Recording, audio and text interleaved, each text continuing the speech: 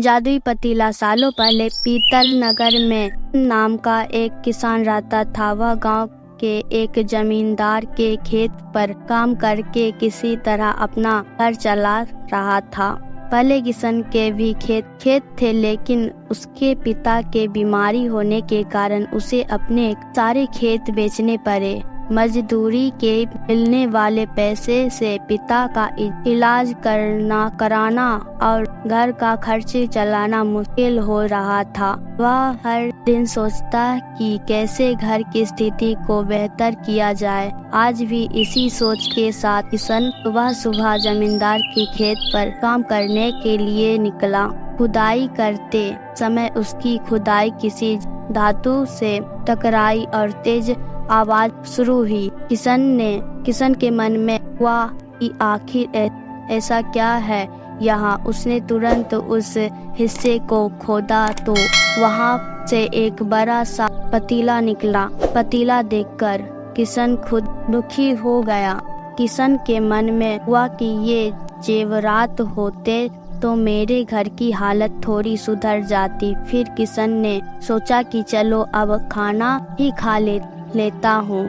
किसान ने खाना खाने के लिए अपने हाथ की कुदाल उस पतीले में फेंक दी और हाथ मुंह धोकर खाना खाने लगा। खाना खत्म करने के बाद किसान अपनी खुदाई उठाने के लिए उस पतीले के पास पहुंचा। वहां पहुंचते ही किसान हैरान हो गया। उस पतीले के अंदर एक नहीं बल्कि बहुत सारे कुदाल थे। उसे कुछ समझ नहीं आया। तभी उसने अपने पास रखी एक टोकरी को भी उस पतीले में फेंक दिया। वो एक टोकरी भी पतीले के अंदर जाते ही बहुत सारी हो गई।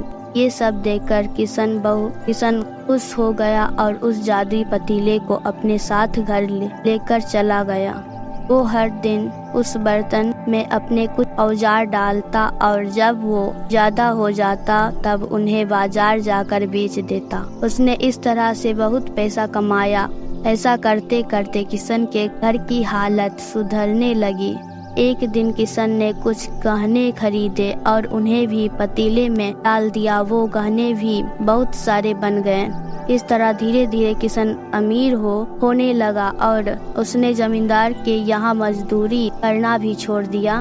किसान को अमीर होते देख जमींदार मोहन को किसान पर शक हुआ। वो सीधे किसान के घर पहुँचा। वहाँ जाकर उसे जादुई पतीले के बारे में पता चला। उसने किसान से पूछा, तुमने यह पतीला कब और किससे घर से चुराया?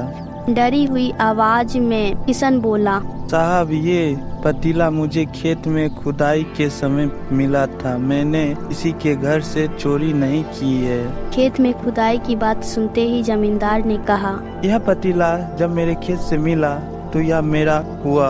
किसान ने जादुई पतीला ना लेकर जाने की बहुत मन्नतें की, लेकिन जमींदार मोहन ने उसकी एक नहीं सुनी। वह जबरदस्ती अपने साथ वो जादुई पतीला लेकर चला गया। जमींदार ने भी किसान की ही तरह उसमें सामान डालकर उन्हें बढ़ाया शुरू किया।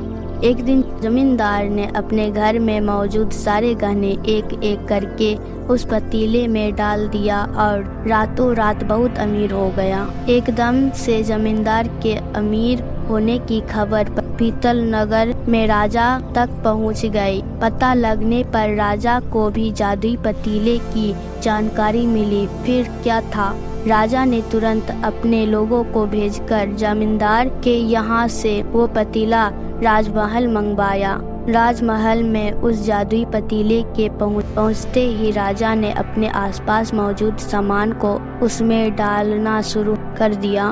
सामान को बढ़ते देखकर राजा दंग रह गया। होते होते आखिर में राजा खुद उस पतीले के अंदर चला गया। देखते ही देखते उस पतीले से बहुत सारे राजा निकल आए। पतीले से निकला हर राजा बोलता है, अरे, मैं पतीला नगर का असली राजा हूँ। तुम्हें तो इस जादुई पतीले ने बनाया है। ऐसे होते होते सारे राजा आपस में लड़ने लगे और लड़कर मर गए। लड़ाई के दौरान वो जादुई पतीला भी टूट गया। जादुई पतीले के कारण राजमहल में हुई इस भयानक लड़ाई के बारे में नगर में सबको पता चल गया। इस बात की जानकारी मिलते ही मजदूर किशन और जमींदार मोहन ने सोचा, अच्छा हुआ कि हमने उस जादुई पतीले का इस्तेमाल सही से किया। उस राजा ने अपने मूर्खता के कारण अपनी जान ही खो दी। कहानी से सीख मिलती है कि जादुई पतीले की कहानी से 2 सीख मिलती है। पहली कि मूर्खता का अंत बुरा ही होता है, दूसरी यह कि हर सामान का इस्तेमाल संभल कर करना चाहिए, अति हानिकारक हो सकती है। अगर आप मेरे चैनल पर नए हैं तो चैनल को सब्सक्राइब और वीडियो को लाइक करना ना